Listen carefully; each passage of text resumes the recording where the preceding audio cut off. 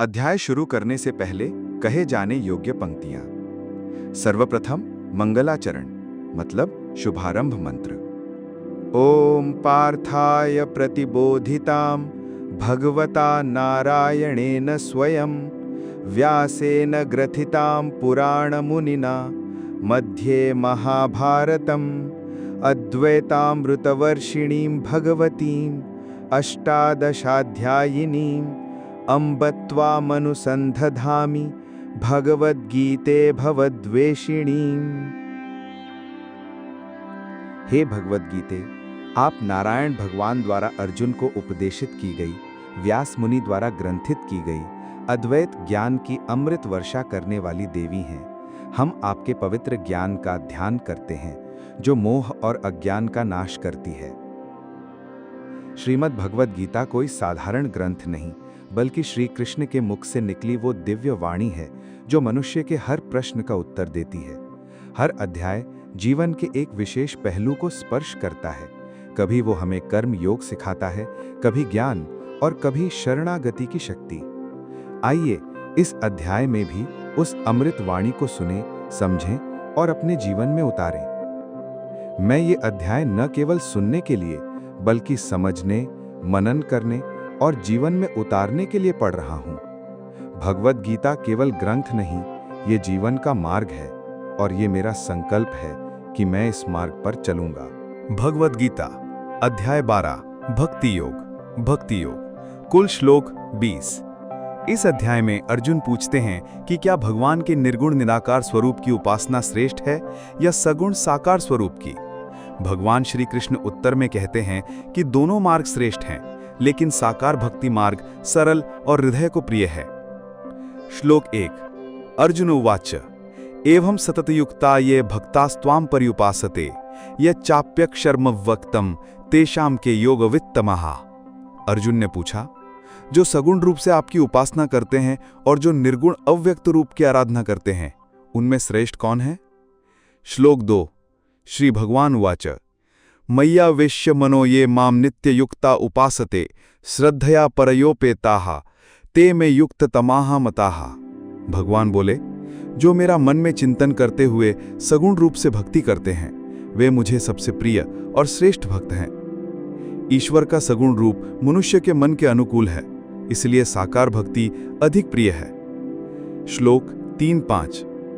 जो लोग अव्यक्त निराकार ब्रह्म की उपासना करते हैं वे भी परम लक्ष्य को प्राप्त करते हैं, परंतु वो मार्ग कठिन है, क्योंकि शरीरधारी व्यक्ति के लिए निराकार की उपासना अत्यंत कठिन होती है। श्लोक 6-7। जो भक्त मेरा मन लगाकर मुझे अर्पण करते हैं, मेरे कार्यों में लगे रहते हैं, मैं उन्हें संसार सागर से उबारता हूं। भगवान अपने भक्तों का स्वयं उद्धार करते हैं। भक्ति के विभिन्न मार्गों की सीढ़ियां। श्लोक 8-12। श्लोक मार्ग अर्थ।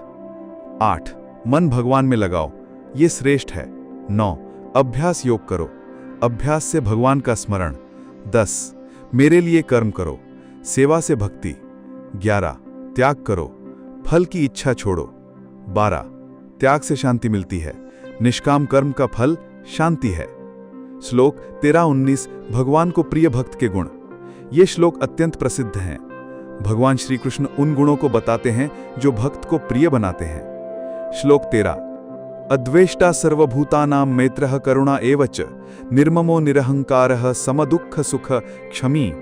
जो सभी प्राणियों से द्वेष नहीं करता, सबका मित्र है, करुणामय है, जो ममता और अहंकार से रहित है, सुख दुख में सम है और क्षमाशील है, वो भक्त मुझे प्रिय है। श्लोक 14। संतुष्टः सततं योगी यतात्मा दृढ़ निश्चयः मय्यर्पित मनोबुद्धि यो मद्भक्तः समय प्रियः। जो भक्त संतुष्ट रहता है, संयमी है, निश्चय में दृढ़ है और जिसने मन बुद्धि मुझे अर्पण कर दी है, वो भक्त मुझे प्रिय है। श्लोक 15-18। जो न किसी को कष्ट देता है और न किसी से कष्ट पाता है, जो शांत, संतुलित, निंदा प्रशंसा से परे है, जो मित्र शत्रु को एक समान देखता है, वो भक्त मुझे अति प्रिय है। श्लोक 19।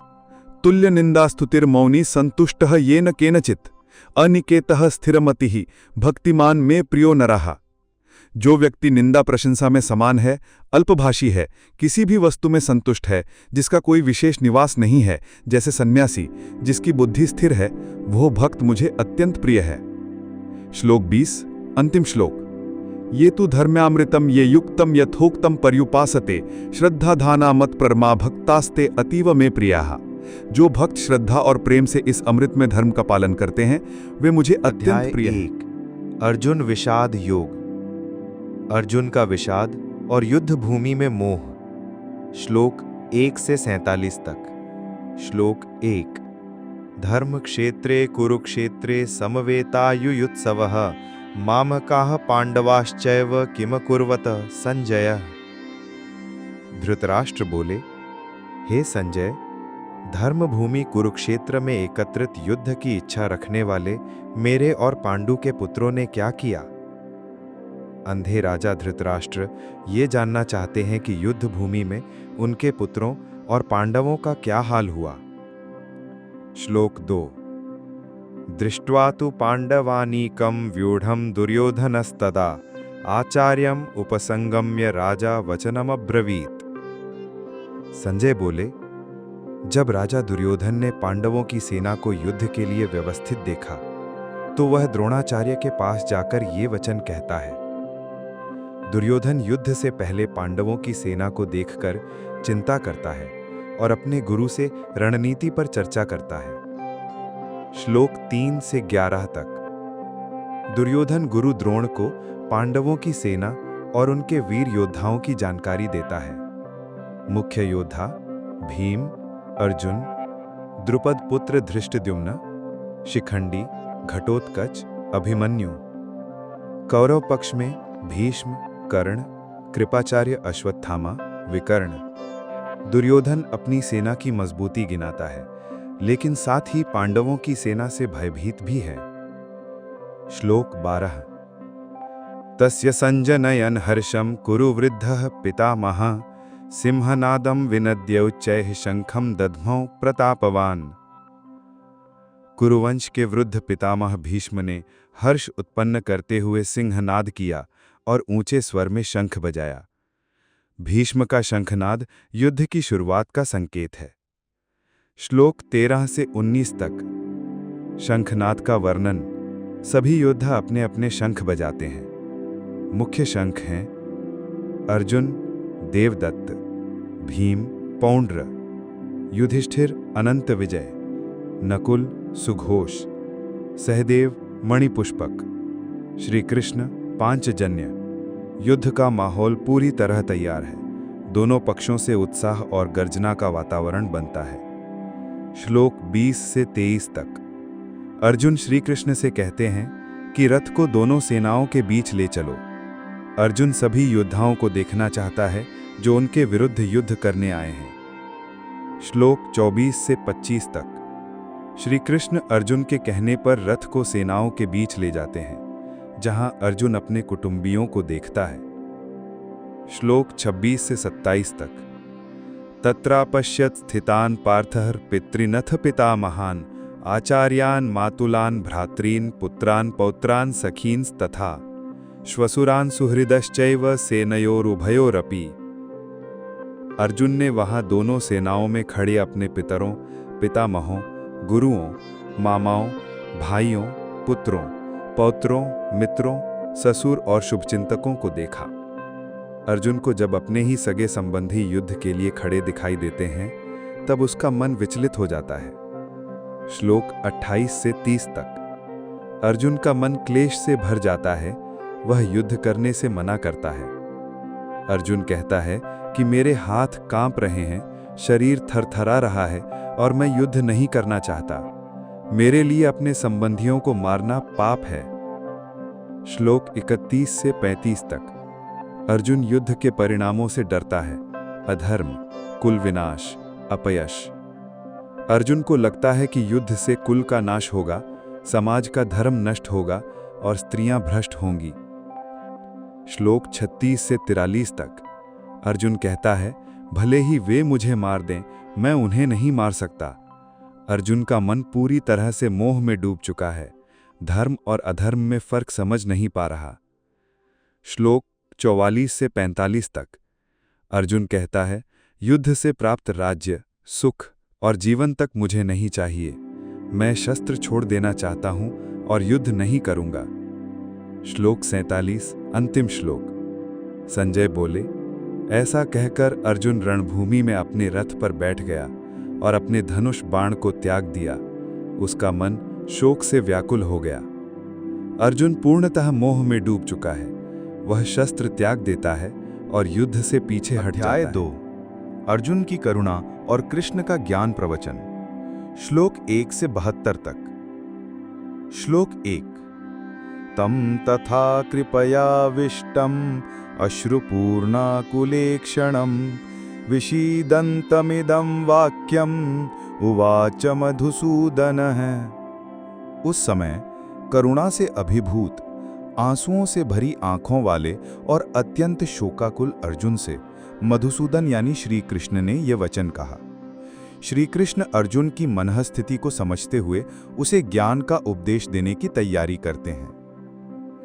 श्लोक 2।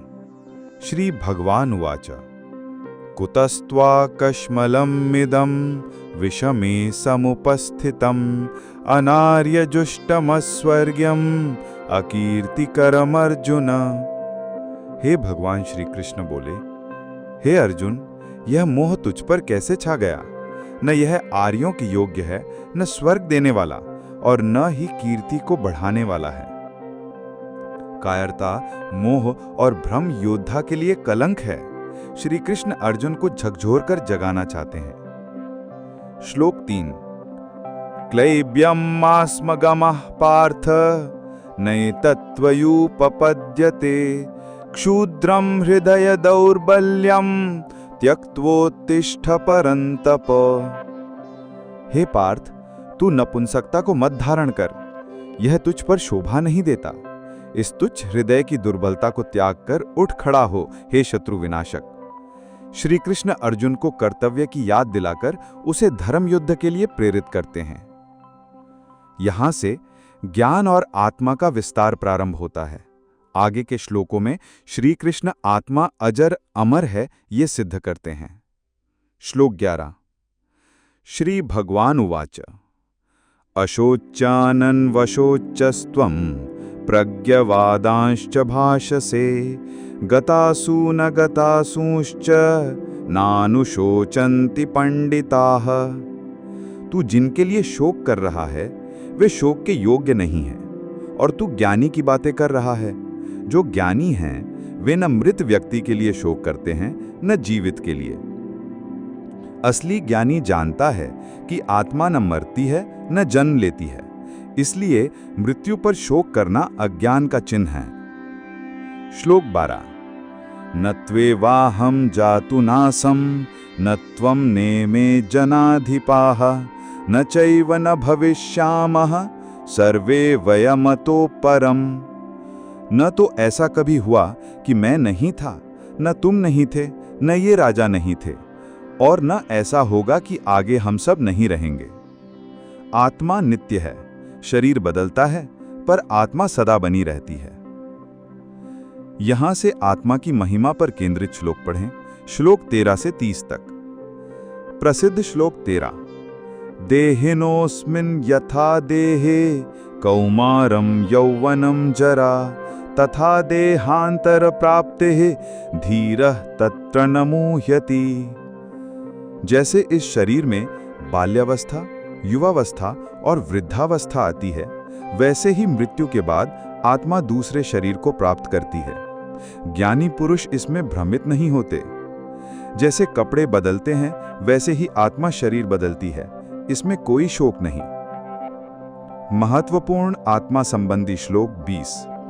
न जायते म्रियते वा कदाचिन नायं भूत्वा भविता वा न भूयः अजो नित्यः शाश्वतोऽयं कुराणो न हन्यते हन्यमाने शरीरे।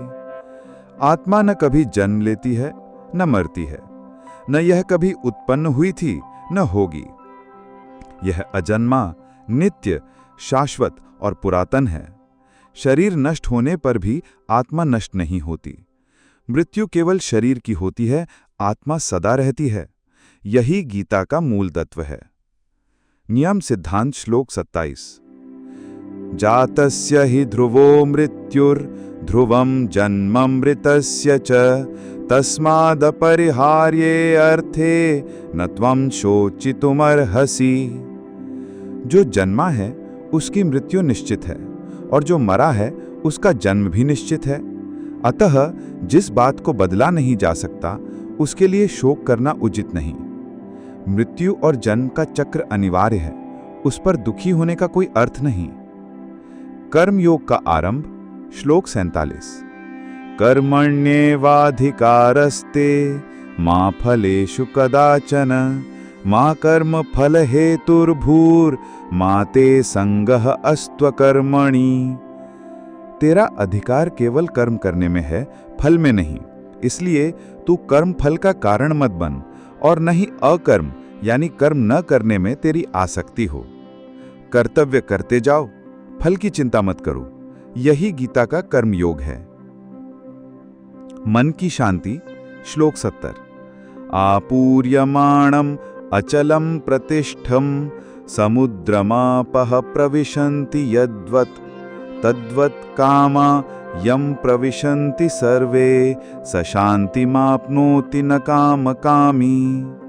जैसे नदियां समुद्र में जाकर भी उसे विचलित नहीं करती, वैसे ही जो मनुष्य इच्छाओं के आने पर भी शांत रहता है, वही तुच्छ शांति को प्राप्त करता है। इच्छाओं का नियंत्रण ही आत्म शांति का मार्ग है। अंतिम श्लोक 72। एषा ब्राह्मी स्थितिः पार्थ नैनां प्राप्य मुह्यति स्थित्वा स्यामन्तकालेऽपि ब्रह्म निर्वाणमृच्छति। हे पार्थ, यह ब्राह्मी स्थिति है। इसे प्राप्त मनुष्य कभी मोहित नहीं होता और अंत समय में भी ब्रह्म को प्राप्त कर मोक्ष पाता है। जो स्थिर, निस्वार्थ और ज्ञान युक्त जीवन जीता है, वही सच्चा मुक्तात्मा बनता है। 3 कर्मयोग, कर्म की महिमा और कर्मयोगी जीवन का रहस्य। श्लोक 1 से 43 तक। श्लोक 1। अर्जुन वाच जयासी चेत कर्मणस्ते मता बुद्धिर्जनार्दन तत्किम कर्मणि घोरे माम नियोजयसी केशव। अर्जुन ने कहा, हे जनार्दन, यदि बुद्धि योग यानी ज्ञान कर्म से श्रेष्ठ है, तो फिर हे केशव, आप मुझे इस भयानक कर्म में क्यों लगा रहे हैं? अर्जुन भ्रमित है। श्री कृष्ण ज्ञान को श्रेष्ठ बताते हैं, फिर भी उसे युद्ध करने को कह रहे हैं। वह इस विरोधाभास को समझना चाहता है। श्लोक 2। व्यामिश्रेणेव वाक्येन बुद्धिं मोहयसीव मे तदेकं वद निश्चित्य येन श्रेयो महमाप्नुयाम। आपके वचनों से मेरी बुद्धि भ्रमित हो रही है। कृपया निश्चित रूप से वही एक मार्ग बताइए जिससे मुझे परम कल्याण प्राप्त हो। अर्जुन स्पष्टता चाहता है। उसे ऐसा मार्ग चाहिए जो जीवन के लिए श्रेष्ठ हो। श्लोक 3। श्री भगवानुवाच लोकेस्मिन् द्विविधा निष्ठा पुरा प्रोक्ता मया नघ ज्ञान योगेन सांख्यानाम कर्म योगेन योगिनाम। भगवान बोले, हे निष्पाप अर्जुन, इस संसार में 2 प्रकार की निष्ठाएं बताई गई हैं। ज्ञानियों के लिए ज्ञान योग और कर्मियों के लिए कर्मयोग। 2 मार्ग हैं, एक ज्ञान का यानी सन्यास और दूसरा कर्म का यानी कर्तव्य करते हुए ईश्वर से जुड़ना। दोनों से मोक्ष संभव है। श्लोक 4। न कर्मणामनारंभान् निष्कर्म्यं पुरुषः अश्नुते न च संन्यसनादेव सिद्धिं समधिगच्छति। केवल कर्मों का त्याग करने से कोई निष्कर्म यानी कर्म से मुक्त नहीं होता, और केवल संन्यास धारण करने से सिद्धि नहीं मिलती। संन्यास का अर्थ है भीतर से त्याग। बाहरी कर्म छोड़ने से मुक्ति नहीं मिलती। सही कर्म ही सच्चा योग है। श्लोक 8 महत्वपूर्ण। नियतम कुरु कर्म त्वं कर्म जायो ह्यकर्मणः शरीर यात्रा पीचते न प्रसिद्ध्येत अकर्मणः। तू अपना निश्चित कर्म कर, क्योंकि कर्म करना अकर्म यानी कर्म न करने से श्रेष्ठ है। कर्म किए बिना तो तेरी शरीर यात्रा भी नहीं चल सकती। कर्म से भागना जीवन नहीं है, कर्म ही जीवन का आधार है। श्लोक 9 मुख्य श्लोक। यज्ञार्थात् कर्मणो अन्यत्र लोकोयम कर्म बंधनः तदर्थम कर्म कौन्तेय मुक्त संगः समाचर। यज्ञ यानी ईश्वर के लिए किए गए कर्मों को छोड़कर बाकी सभी कर्म बंधन का कारण बनते हैं। इसलिए तू आसक्ति रहित होकर यज्ञ के लिए कर्म कर। अपने स्वार्थ के लिए नहीं, परमात्मा के लिए कर्म करो। यही कर्म योग है। श्लोक 10 से 16। सृष्टि का नियम। यज्ञ से देवता संतुष्ट होते हैं, देवता वर्षा देते हैं, वर्षा से अन्न होता है। सृष्टि चक्र यज्ञ पर आधारित है। सब कुछ आपसी सहयोग से चलता है। कर्मयोग इस समरसता को बनाए रखने वाला साधन है। श्लोक 17 से 19। जो आत्मानंद में स्थित है वो किसी पर निर्भर नहीं, फिर भी कर्म करता है। ज्ञानी भी कर्म करता है ताकि संसार में अनुकरणीय आचरण बना रहे। श्लोक 20। उदाहरण। कर्मणैव हि संसिद्धिम आस्थिता जनकादयः लोकसंग्रहमेवापि संपश्यन् कर्तुमर्हसि। जनक आदि राजाओं ने कर्म करके ही सिद्धि प्राप्त की, इसलिए लोक के हित के लिए भी तुझे कर्म करना चाहिए। महापुरुषों को दूसरों के कल्याण के लिए कर्म करना ही चाहिए। श्लोक 21। लोकनायक श्लोक। यद्यदाचरति श्रेष्ठः तत्तदेवेतरो जनः स यत् प्रमाणमि कुरुते लोक तदनुवर्तते। श्रेष्ठ पुरुष जो आचरण करता है, अन्य लोग भी वैसा ही करते हैं। वह जो आदर्श स्थापित करता है उसे लोग अनुसरण करते हैं। नेता, गुरु या आदर्श जन का कर्तव्य है कि वे कर्म करते रहें ताकि समाज उनका अनुसरण करे। श्लोक 22। न मैं पार्थास्ति कर्तव्यम त्रिश्लोकेषु किंचन नानवाप्तो अवाप्तव्यम वर्त एव च कर्मणि। हे पार्थ, मुझे तीनों लोकों में कोई कर्तव्य नहीं और ना ही ऐसी कोई वस्तु है जो मुझे प्राप्त न हो, फिर भी मैं कर्तव्य करता रहता हूं। श्लोक 27।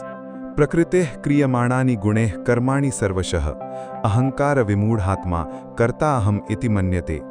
प्रकृति के गुणों द्वारा सभी कर्म किए जाते हैं, परंतु अहंकार से अंधा हुआ मनुष्य सोचता है कि मैं ही करता हूं। कर्तापन का अभिमान ही बंधन का कारण है। ज्ञानी जानता है कि वह केवल निमित्त है। श्लोक 30। कर्मयोग का सूत्र। मयि सर्वाणि कर्माणि सन्न्यस्य अध्यात्मचेतसा निराशिर्निर्ममो भूत्वा युध्यस्व विगत ज्वरः। सभी कर्मों को मुझ में अर्पित करके आसक्ति और ममता त्याग कर शोक से रहित होकर तू युद्ध कर। कर्म करते जाओ, लेकिन उसका फल और गर्व भगवान को अर्पित कर दो। श्लोक 35। स्वधर्म श्रेष्ठ है। श्रेयान् स्वधर्मो विगुणः परधर्मात् स्वनुष्ठितात् स्वधर्मे निधनम श्रेयः परधर्मो भयावहः। हमें अपने स्वाभाविक कर्तव्यों का पालन करना चाहिए। दूसरों का मार्ग अपनाना आत्मविनाश का कारण हो सकता है। श्लोक 36 से 43। काम और क्रोध का नियंत्रण। अर्जुन पूछता है, मनुष्य पाप की ओर क्यों खींचता है? श्री कृष्ण बताते हैं, यह काम यानी इच्छा और क्रोध ही पाप का मूल है। इस काम को इंद्रियों, मन और बुद्धि में स्थान मिलता है। इसे विवेक, धैर्य और आत्मज्ञान से वश में करना चाहिए। अध्याय 3 का अंतिम श्लोक 43। एवं बुद्धेः परम बुद्ध्वा समस्तभ्यात्मनात्मना जहि शत्रुम महाबाहो काम रूपम दुरासदम। इस प्रकार बुद्धि से श्रेष्ठ आत्मा को जानकर आत्मा द्वारा मन को स्थिर करके, हे महाबाहो, तो उस काम रूपी दुष्ट शत्रु का नाश कर। काम यानी इच्छा ही असली शत्रु है। आत्मनियंत्रण से ही मुक्ति संभव है। 4। ज्ञान कर्म संन्यास योग। ईश्वर का ज्ञान, कर्मों का रहस्य और संन्यास का मर्म। श्लोक 1। श्री भगवान वाच। इमं विवस्वते योगम प्रोक्तवान हम अव्ययम विवस्वान मनवे प्राह मनुरिक्ष्वा कविव ब्रवीत। भगवान श्री कृष्ण बोले, मैंने ये अविनाशी योग पहले सूर्य देव यानी विवस्वान को कहा था। विवस्वान ने मनु को और मनु ने राजा इक्ष्वाकु को बताया। श्री कृष्ण बताते हैं कि ये ज्ञान नया नहीं बल्कि सनातन है, जो पीढ़ी दर पीढ़ी ऋषियों और राजाओं को दिया गया। श्लोक 2। एवं परंपरा प्राप्तम इमं राजर्षयो विदुः स काले नहि महता योगो नष्टः परंतपः। इस प्रकार ये योग परंपरा से प्राप्त होता रहा, जिसे राजर्षियों ने जाना, लेकिन समय के प्रभाव से ये ज्ञान लुप्त हो गया। शुद्ध ज्ञान समय के साथ विकृत हो जाता है, इसलिए भगवान समय समय पर उसका नवीनीकरण करते हैं। श्लोक 3। स एवायं मया ते योगः प्रोक्तः पुरातनः भक्तोसि में सखा चेति रहस्यम ही ये तद उत्तमम। आज वही प्राचीन योग मैंने तुझसे कहा है, क्योंकि तू मेरा भक्त और मित्र है। ये बहुत ही गूढ़ रहस्य है। भगवान केवल उसी को गूढ़ ज्ञान देते हैं जो श्रद्धावान और सच्चा मित्र होता है। श्लोक 4-5। अर्जुन पूछता है कि आपने ये ज्ञान सूर्य को कैसे दिया जब आप तो अभी जन्मे हैं? भगवान उत्तर देते हैं, मैं जन्म लेता हूं, लेकिन मेरा जन्म अलौकिक होता है। श्लोक 6, महत्वपूर्ण श्लोक। अजोपि सन अव्ययात्मा भूतानाम ईश्वरोपि सन प्रकृतिम स्वाम अधिष्ठाय संभवाम्यात्म मायाया। हालांकि मैं अजन्मा और अविनाशी हूं, फिर भी अपनी योग माया से अपनी प्रकृति को अधीन करके प्रकट होता हूं। भगवान का जन्म और कार्य दिव्य हैं। वे आत्मा की तरह जन्म नहीं लेते, बल्कि अपने कार्य हेतु प्रकट होते हैं। श्लोक 7-8 अति प्रसिद्ध। यदा यदा हि धर्मस्य ग्लानिर्भवति भारतः अभ्युत्थानम् अधर्मस्य तदात्मानं सृजाम्यहम् परित्राणाय साधूनां विनाशाय च दुष्कृतां धर्म संस्थापनार्थाय संभवामि युगे युगे। जब जब धर्म की हानि और अधर्म की वृद्धि होती है, तब तब मैं अपने रूप में प्रकट होता हूँ। साधुओं की रक्षा, दुष्टों का नाश और धर्म की स्थापना के लिए मैं हर युग में जन्म लेता हूँ। ईश्वर समय समय पर संसार में प्रकट होते हैं ताकि संतुलन बना रहे। श्लोक 9 ज्ञान का फल। जन्म कर्म च मे दिव्यम एवं यो वेति तत्वतः त्यक्त्वा देहम पुनर्जन्म नैति मामेति सो अर्जुना। जो मेरे दिव्य जन्म और कर्म को तत्व से जानता है, वह शरीर त्याग कर जन्म मरण के चक्र में नहीं आता, बल्कि मुझे प्राप्त करता है। भगवान के सच्चे स्वरूप को जानने से मोक्ष प्राप्त होता है। श्लोक 13 चातुर्वर्ण्यम मया सृष्टम गुण कर्म विभागशः तस्य कर्तारम अपि माम विद्य कर्तारम अव्ययम। मैंने 4 वर्ण ब्राह्मण, क्षत्रिय, वैश्य और शूद्र गुण और कर्म के अनुसार रचे हैं। यद्यपि मैं उनका कर्ता हूं, फिर भी मैं अकर्ता हूं। ईश्वर समाज की व्यवस्था बनाते हैं, लेकिन वे कर्म में बंधते नहीं। श्लोक 14-15 भगवान कर्म करते हैं, लेकिन फल की इच्छा नहीं करते, इसलिए वे बंधन में नहीं पड़ते। मनुष्य को भी भगवान के समान निष्काम होकर कर्म करना चाहिए। श्लोक 18 गूढ़ ज्ञान। कर्मण्य कर्म यो पश्येद कर्मणि च कर्म यः स बुद्धिमान मनुष्येषु स युक्तः कृत्स्न कर्म कृत। जो कर्म में अकर्म और अकर्म में कर्म देखता है, वही मनुष्यों में बुद्धिमान है और योगी है। सच्चा ज्ञानी वही है जो कर्म करते हुए भी आसक्त नहीं होता। श्लोक 24 यज्ञ रूप में कर्म। ब्रह्मार्पणम ब्रह्म हविर ब्रह्माग्नौ ब्रह्मणा होतम ब्रह्मैव तेन गंतव्यम ब्रह्म कर्म समाधिना। यज्ञ में अर्पण करने वाला ब्रह्म है, आहुति ब्रह्म है, अग्नि ब्रह्म है, और जो अर्पण करता है वह भी ब्रह्म है। ऐसे ब्रह्म भाव से कर्म करने वाला ब्रह्म को ही प्राप्त करता है। जिसका दृष्टिकोण ईश्वरमय है, वह सभी कर्मों को ब्रह्म में अर्पित करता है और मुक्त होता है। श्लोक 27-30 इंद्रियों, मन और प्राणों को नियंत्रित करके विविध यज्ञों द्वारा शुद्धि की जाती है। सभी कर्मों को यज्ञ मानकर करने से जीवन शुद्ध और समर्पणमय होता है। श्लोक 31 यज्ञ शिष्टामृत भुजो यान्ति ब्रह्म सनातनम नायम लोकः अस्त्य यज्ञस्य कुतौ अन्यः कुरु सत्तमा। यज्ञ से बचे हुए अमृत को खाने वाले लोग सनातन ब्रह्म को प्राप्त करते हैं, पर जो यज्ञ नहीं करता उसका यह लोक भी नहीं है, फिर परलोक की बात ही क्या। यज्ञमय जीवन ही सर्वोत्तम है। श्लोक 34 महत्वपूर्ण।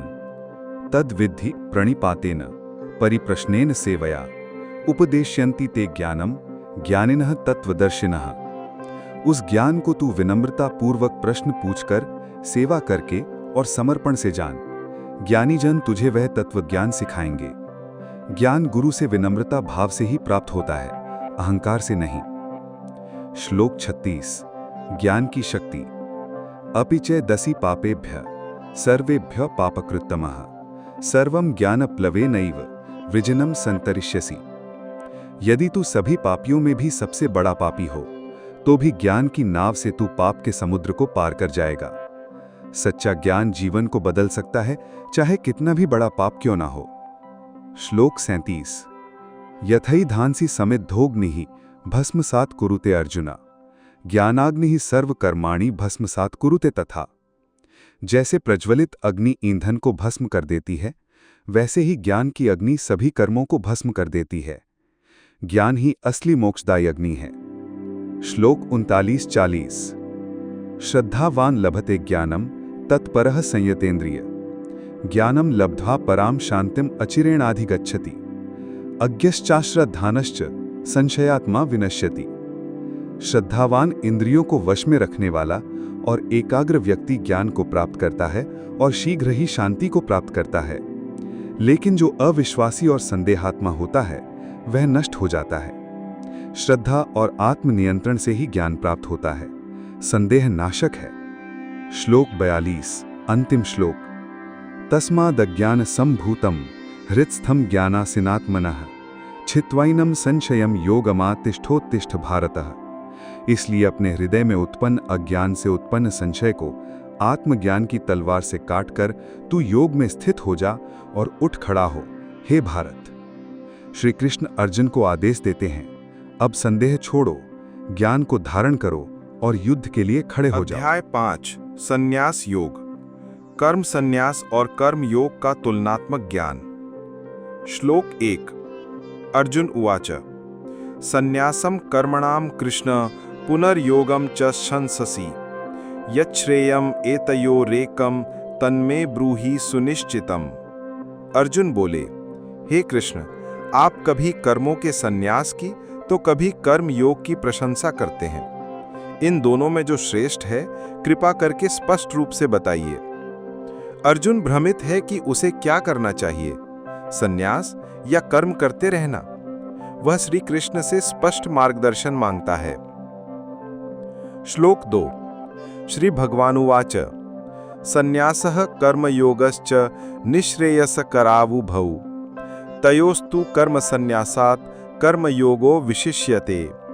भगवान बोले, संन्यास और कर्म योग दोनों ही मोक्षदायक हैं, परंतु इन दोनों में कर्म योग श्रेष्ठ है। कर्म से भागना नहीं बल्कि कर्म करते हुए तटस्थ रहना श्रेष्ठ है। श्लोक 3। ज्ञेयः स नित्य सन्यासी यो न द्वेष्टि न कांक्षति, निर्द्वंद्वो ही महाबाहो सुखम बंधात प्रमुच्यते। जो न किसी से द्वेष करता है न किसी वस्तु की इच्छा करता है, वह सदा सन्यासी है। ऐसा व्यक्ति द्वंद्वों से रहित होकर सहज ही बंधन से मुक्त हो जाता है। संन्यास मन की स्थिति है, न कि वस्त्र या स्थान की। श्लोक 4 से 6। संन्यास और कर्म योग की एकता बताई जाती है। दोनों मार्ग एक ही लक्ष्य की ओर ले जाते हैं, लेकिन बिना कर्म किए मोक्ष नहीं मिलता। श्लोक 7। योग युक्तो विशुद्धात्मा विजितात्मा जितेन्द्रियः, सर्वभूतात्म भूतात्मा कुर्वन्नपि न लिप्यते। जो योग में स्थित है, जिसकी आत्मा शुद्ध है, जिसने मन और इंद्रियों को जीता है, वह सब प्राणियों में आत्मा को देखता है और कर्म करता हुआ भी लिप्त नहीं होता। सच्चा योगी कर्म करता है, लेकिन उसके कर्म उसे बांधते नहीं। श्लोक 8 से 9। ज्ञानी का दृष्टिकोण, वह कहता है मैं कुछ नहीं करता। ज्ञानी व्यक्ति जानता है कि आत्मा न तो खाता है, न चलता है, न कुछ करता है, सब प्रकृति करती है। श्लोक 10। ब्रह्मण्याधाय कर्माणि संगम त्यक्त्वा करोति यः, लिप्यते न स पापेन पद्मपत्रमि वामभसा। जो व्यक्ति अपने सारे कर्म ब्रह्म में अर्पण करता है और आसक्ति त्याग कर कार्य करता है, वह कमल पत्र पर जल के समान पाप से अछूता रहता है। ईश्वर को समर्पित कर्म ही हमें संसार के बंधन में नहीं बांधते। श्लोक 11 से 13। कर्मयोगी का जीवन, वह न स्वार्थ से करता है न फल की इच्छा से, इसलिए वह शांत और मुक्त रहता है। श्लोक 14 से 15। ईश्वर किसी को पाप या पुण्य नहीं देता, मनुष्य अपने कर्मों से ही बंधता है। अज्ञान ही दुखों का कारण है। श्लोक 16। ज्ञानेन तु तदज्ञानम येषां नाशितम आत्मनः, तेषाम आदित्यवज्ञानम प्रकाशयन्ति तत्परम। जिनके अज्ञान का नाश हो गया है, उनके लिए ज्ञान सूर्य के समान परम तत्व को प्रकाशित करता है। ज्ञान ही आत्मा की ज्योति को प्रकट करता है। श्लोक 17 से 18। ज्ञानी सबको एक समान देखता है, चाहे ब्राह्मण हो या चांडाल। सच्चा ज्ञानी सब में ईश्वर को देखता है, वह भेदभाव नहीं करता। श्लोक 19 से 21। ज्ञानी राग द्वेष से मुक्त होता है, वह न प्रसन्नता से फूला होता है न दुख से टूटता है, वह स्थित प्रज्ञ होता है। श्लोक 22 से 23। इंद्रिय सुख क्षणिक हैं, आत्मसंयम जरूरी है। जो मन को वश में कर लेता है वही सच्चा योगी है और वही आनंद को अनुभव करता है। श्लोक 24 से 26। जो आत्मा में स्थित है वह भीतर से प्रकाशमान होता है। ऐसा व्यक्ति शांत, तृप्त और आनंदमय होता है, वह ब्रह्म को प्राप्त कर लेता है। श्लोक 27 से 28। ध्यान की स्थिति, इंद्रियों का संयम और चित्त की एकाग्रता। जो व्यक्ति ध्यानपूर्वक ईश्वर का चिंतन करता है वह सभी बंधनों से मुक्त होकर शांति को प्राप्त करता है। श्लोक 29, अंतिम श्लोक। भुक्तारम यज्ञ तपसाम सर्वलोक महेश्वरम सुहृदम सर्वभूतानाम ज्ञात्वा माम शांतिरिच्छति। जो यह जानता है कि मैं भगवान यज्ञ और तप का भोक्ता, समस्त लोकों का स्वामी और सभी जीवों का मित्र हूं, वह मुझे जानकर शांति प्राप्त करता है। ईश्वर को सर्वस्व मानना ही सच्ची शांति का मार्ग है। ध्यान योग, द योगा ऑफ मेडिटेशन। ध्यान से परमात्मा को प्राप्त करने का मार्ग। श्लोक 1। श्री भगवान उवाच अनाश्रितः कर्मफलम कार्यम कर्म करोति यः सह सन्यासी च योगी च न निरग्निर्न चाक्रियः। जो व्यक्ति कर्म फल की अपेक्षा न रखकर अपने कर्तव्य को करता है वही सन्यासी और योगी है, न कि वह जो अग्नि का त्याग कर बैठा हो या कोई कर्म न करता हो। सन्यास और योग त्याग या निष्क्रियता नहीं है, बल्कि निस्वार्थ कर्म है। श्लोक 2। यम सन्यासमिति प्राहुर योगम तम विद्धि पांडव न ह्यसन्यस्त संकल्पो योगी भवति कश्चन। हे पांडव, जिसे सन्यास कहते हैं वही योग है, क्योंकि इच्छाओं का त्याग किए बिना कोई भी योगी नहीं हो सकता। सच्चा योग वही है जिसमें इच्छाओं और कामनाओं का त्याग होता है। श्लोक 3-4। योग का प्रारंभिक और उच्च स्तर। जो प्रारंभिक साधक है उसके लिए कर्म योग साधन है, और जब वह पूर्ण हो जाए तब वह त्यागी बनता है।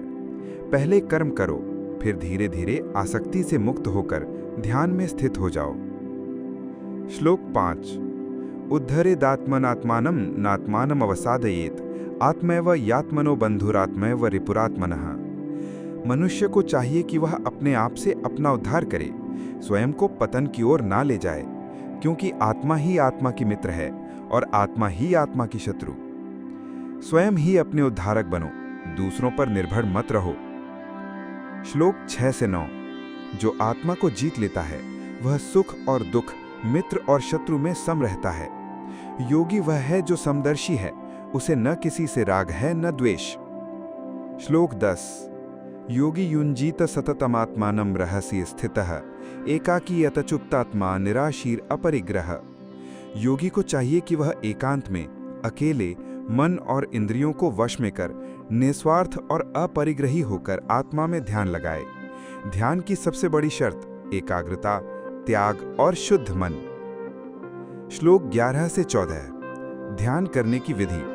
साफ और स्थिर आसन, मन और इंद्रियों को वश में कर ईश्वर पर मन को एकाग्र करना। शरीर और मन दोनों की स्थिरता से ही सच्चा ध्यान संभव है। श्लोक 15। युञ्जन्नेवं सदात्मानं योगी नियत मानसः शांतिम निर्वाण परमा मत संस्थाम अधिगच्छति। हिंदी अर्थ। इस प्रकार मन को निरंतर साधते हुए योगी परम शांति को प्राप्त करता है, जो कि मुझे प्राप्त होने से आती है। ईश्वर में स्थित योगी को अंततः मोक्ष की, निर्वाण की प्राप्ति होती है। श्लोक 16 से 17। न तो बहुत खाने वाला न बहुत उपवास करने वाला, मध्यम मार्ग ही श्रेष्ठ है, अति किसी भी दिशा में ठीक नहीं। श्लोक 18 से 23। ध्यान की चरम स्थिति। जब मन केवल आत्मा में स्थित हो जाए, जब बाह्य सुख की इच्छा मिट जाए और योगी को आत्मा में ही आनंद मिले, यही सच्चा योग है। योगी की सफलता आत्मा में लीन हो जाना। श्लोक 24 से 26। मन को बार बार भगवान की ओर लगाना चाहिए। मन चंचल होता है, पर अभ्यास और वैराग्य से उसे नियंत्रित किया जा सकता है। मन पर विजय ही सच्चा योग है। श्लोक 27 से 28। शांति और पवित्रता की प्राप्ति। योगी जब आत्मा में स्थित होता है तब उसे परम आनंद, शांति और पवित्रता प्राप्त होती है। श्लोक 29। सर्वभूतस्थमात्मानं सर्वभूतानि चात्मनि ईक्षते योगयुक्तात्मा सर्वत्र समदर्शनः। योगयुक्त आत्मा वाला व्यक्ति सभी प्राणियों में आत्मा को और सभी प्राणियों को आत्मा में देखता है। सभी में ईश्वर को देखना ही सच्चा योग है। श्लोक 30 से 32। सब में ईश्वर को देखने की कला। जो मुझे हर जगह देखता है और सब में मुझे ही देखता है, वह कभी मुझसे दूर नहीं होता। ईश्वर का अनुभव केवल ध्यान या मूर्ति में नहीं, हर जीव में है। श्लोक 33 से 34। अर्जुन का प्रश्न। हे कृष्ण, यह योग मुझे असंभव लगता है क्योंकि मन बहुत चंचल है। अर्जुन की समस्या आज हर मनुष्य की है, मन पर नियंत्रण। श्लोक 35 से 36। श्री कृष्ण का उत्तर। हाँ अर्जुन, मन कठिन है, पर अभ्यास और वैराग्य से इसे वश में किया जा सकता है। संघर्ष के बिना कोई सिद्धि नहीं, नियमित साधना आवश्यक है। श्लोक 37 से 39। यदि कोई योगी असफल हो जाए तो? अगर साधक बीच में मार्ग से गिर जाए तो उसका विनाश नहीं होता, वह अगले जन्म में पुनः प्रयास करता है। श्लोक 40। नेहाभिक्रमनाशो अस्ति प्रत्यवायो न विद्यते स्वल्पमपि अस्य धर्मस्य त्रायते महतो भयात्। इस मार्ग में कोई प्रयास व्यर्थ नहीं जाता। थोड़ा भी अभ्यास महान भय से रक्षा करता है। ध्यान, जप, सत्संग सबका फल मिलता ही है, चाहे अभी न दिखे। श्लोक 41 से 45। पूर्व जन्म के पुण्य उसे अच्छे कुल में जन्म दिलाते हैं और वह वहीं से आगे बढ़ता है। पुरानी साधना निरंतरता प्रामाणिकता देती है। श्लोक 46। तपस्विभ्योऽधिको योगी ज्ञानिभ्योऽपि मतो अधिकः कर्मेभ्यश्चाधिको योगी तस्मात् योगी भवार्जुन।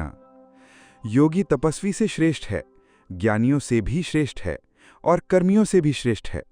इसलिए हे अर्जुन, तू योगी बन। योग युक्त जीवन सभी मार्गों से श्रेष्ठ है।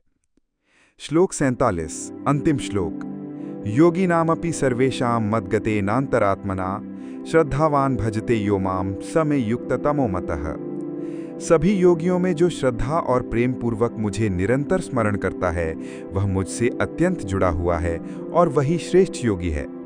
सच्चा योग केवल आसन नहीं, ईश्वर प्रेम में डूबा हृदय। 7 ज्ञान विज्ञान योग। श्री भगवान अध्याय 7 ज्ञान विज्ञान योग। श्लोक संख्या 1 से 30। कुल 30 श्लोक। श्लोक 1। श्री भगवानुवाच। मया सक्तं मनः पार्थ योगम युञ्जं मदाश्रयः असंशयं समग्रं माम यथा ज्ञास्यसि तच्छृणु। श्री भगवान बोले, हे पार्थ, मन को मुझ में लगाकर योग में स्थित होकर और मेरे आश्रित होकर तू जैसे मुझे समग्र रूप से संदेह रहित रूप से जानेगा, वह सुन। भगवान कहते हैं कि जो भक्त मन लगाकर केवल मुझे जानना चाहता है, मैं उसे पूर्ण ज्ञान देता हूँ। मन की एकाग्रता और श्रद्धा परम आवश्यक है। श्लोक 2। ज्ञानम तेहम सविज्ञानमिदं वक्ष्यामि अशेषतः यद ज्ञात्वा नेह भूयो अन्यज ज्ञातव्यम अवशिष्यते। मैं तुझे ये संपूर्ण ज्ञान और विज्ञान कहूँगा, जिसे जानकर इस संसार में और कुछ जानने को शेष नहीं रहेगा। भगवान कहते हैं कि यह दिव्य ज्ञान इतना पूर्ण है कि इसके बाद किसी और ज्ञान की आवश्यकता नहीं रहेगी। श्लोक 3। मनुष्यानां सहस्रेषु कश्चिद् यतति सिद्धये यततामपि सिद्धानां कश्चिन् मां वेत्ति तत्वतः। हजारों मनुष्यों में कोई एक सिद्धि प्राप्त करने का प्रयास करता है और उन सिद्ध लोगों में से भी कोई एक ही मुझे वास्तव में जान पाता है। परमात्मा को तत्वतः जानना अत्यंत दुर्लभ है। बहुतों में एक ही सच्चा साधक होता है। श्लोक 4। भूमि रापो अनलो वायुः खम मनो बुद्धि रेवच अहंकार इति यम में भिन्ना प्रकृति रष्टधा। हिंदी अर्थ। यह 8 प्रकार की मेरी पृथक प्रकृति है: पृथ्वी, जल, अग्नि, वायु, आकाश, मन, बुद्धि और अहंकार। संपूर्ण सृष्टि इन 8 भौतिक तत्वों से बनी है, जो मेरी भिन्न भिन्न शक्तियां हैं। श्लोक 5। अपरेयमितस्त्वन्याम प्रकृतिम विद्धि में पराम जीवभूताम महाबाहो ययेदम धार्यते जगत। हे महाबाहो, ये तो मेरी निम्न प्रकृति है। इससे भिन्न मेरी एक उच्च प्रकृति भी है, जो चेतन है और जिससे ये संपूर्ण जगत धारण किया जाता है। भगवान 2 प्रकृतियों की बात करते हैं, एक जड़ अर्थात भौतिक और दूसरी चेतन अर्थात आत्मा। आत्मा ही संसार को चलाती है। श्लोक 6। एतद् योनीनि भूतानि सर्वाणित्यपधारय अहम कृत्स्नस्य जगतः प्रभवः प्रलयस्तथा।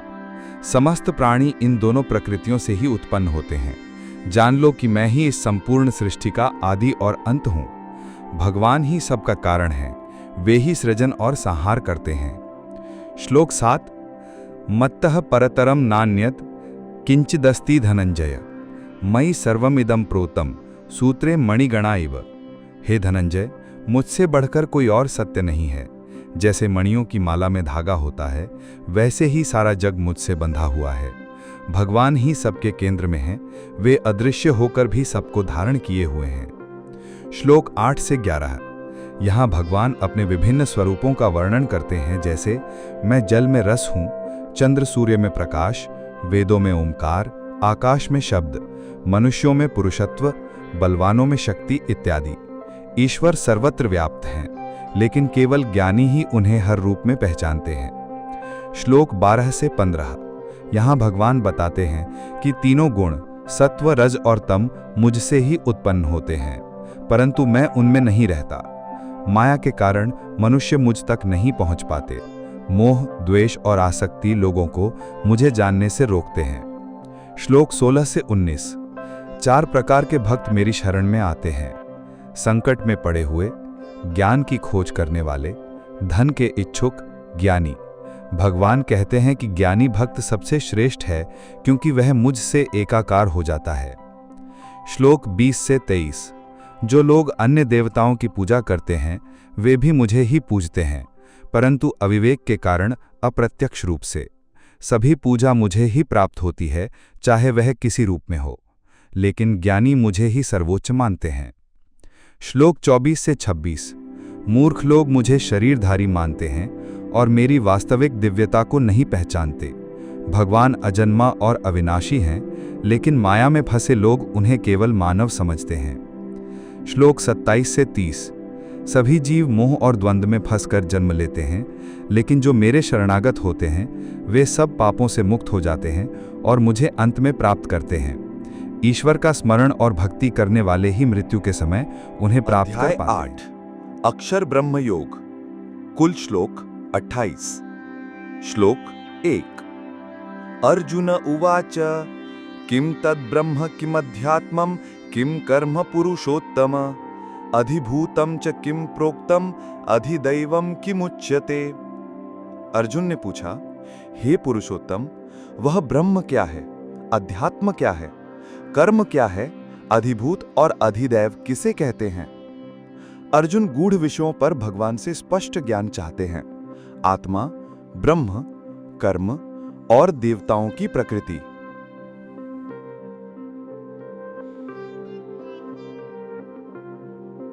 श्लोक 2। अधियज्ञः कथम को अत्र देहे अस्मिन् मधुसूदन प्रयाण काले च कथम ज्ञेयोसि नियतात्मभिः। हे मधुसूदन, यह अधियज्ञ क्या है और शरीर में कैसे है, और मृत्यु के समय संयमी पुरुष आपको कैसे जान सकते हैं। अर्जुन जानना चाहते हैं कि परमात्मा की प्राप्ति मृत्यु के समय कैसे की जा सकती है।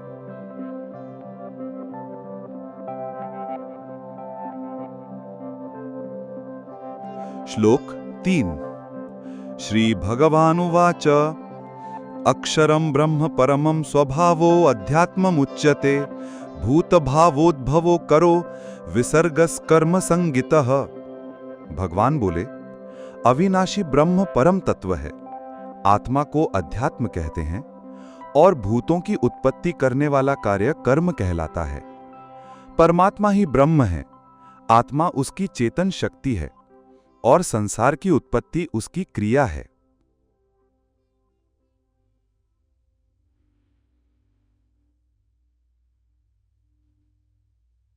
श्लोक 4। अधिभूतं क्षरो भावः पुरुषश्चाधिदैवतम् अधियज्ञो अहम एवात्र देहे देहभृतांवर। नाशवान तत्व अधिभूत है, परम पुरुष अधिदैव है, और हे शरीरधारी श्रेष्ठ अर्जुन, मैं स्वयं इस शरीर में अधियज्ञ हूं।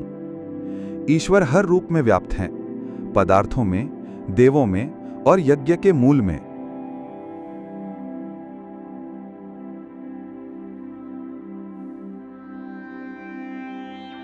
श्लोक 5। अंतकाले च मामेव स्मरन् मुक्त्वा कलेवरम् यह प्रयाति स मद्भावम् याति नास्त्यत्र संशयः। जो व्यक्ति मृत्यु के समय मेरा स्मरण करता हुआ शरीर त्यागता है, वह मुझे प्राप्त करता है, इसमें कोई संदेह नहीं। मरण समय का स्मरण अत्यंत महत्वपूर्ण है। जिसको याद कर मृत्यु होगी, वही प्राप्त होगा।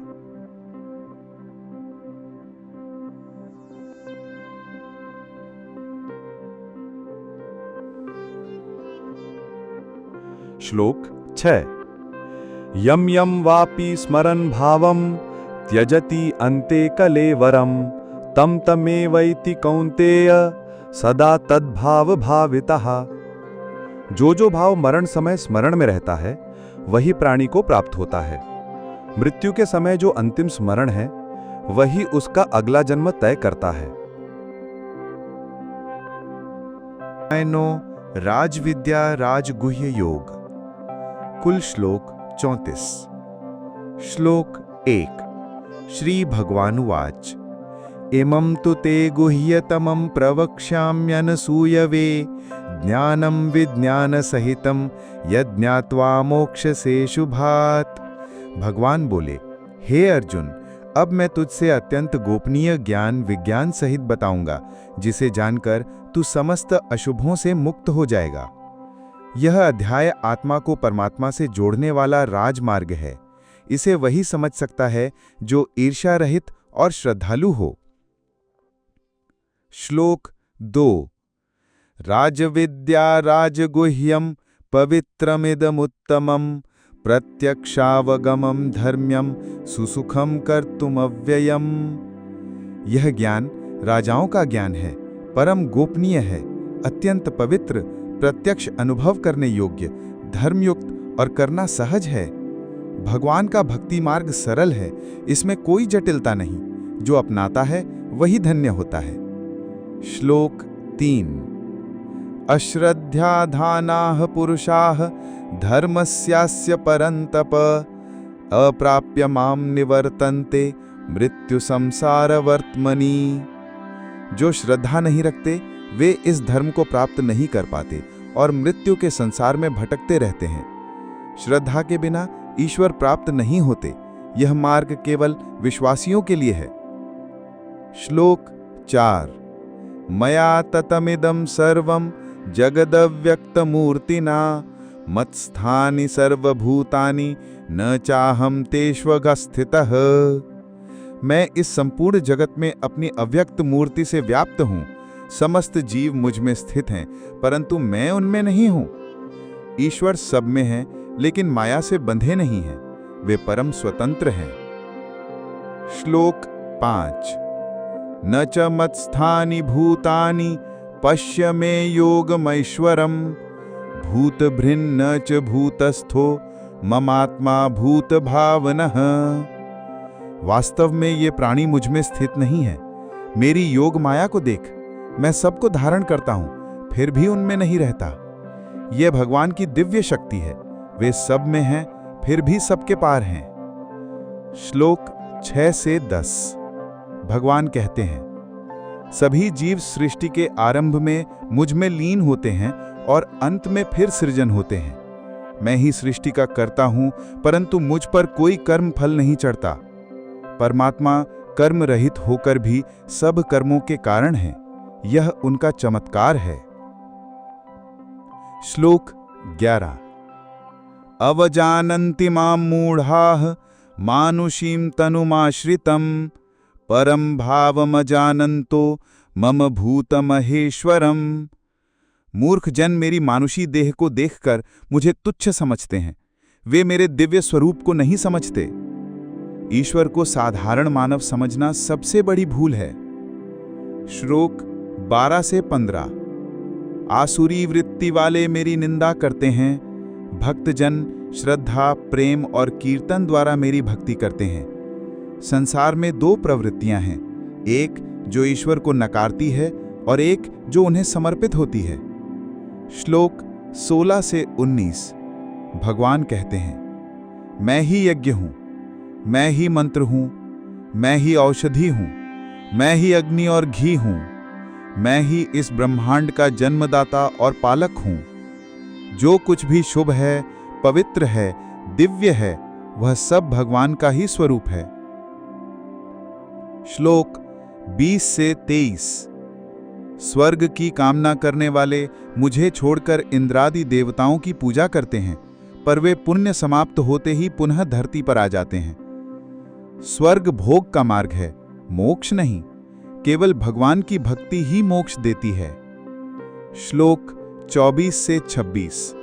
ईश्वर कहते हैं, मैं ही यज्ञों का भोक्ता और स्वामी हूं। जो भक्त प्रेम से जल, फूल, फल या पत्ता भी अर्पित करता है, मैं उसे स्वीकार करता हूं। ईश्वर भक्ति में भाव ही प्रधान है, वस्तु नहीं।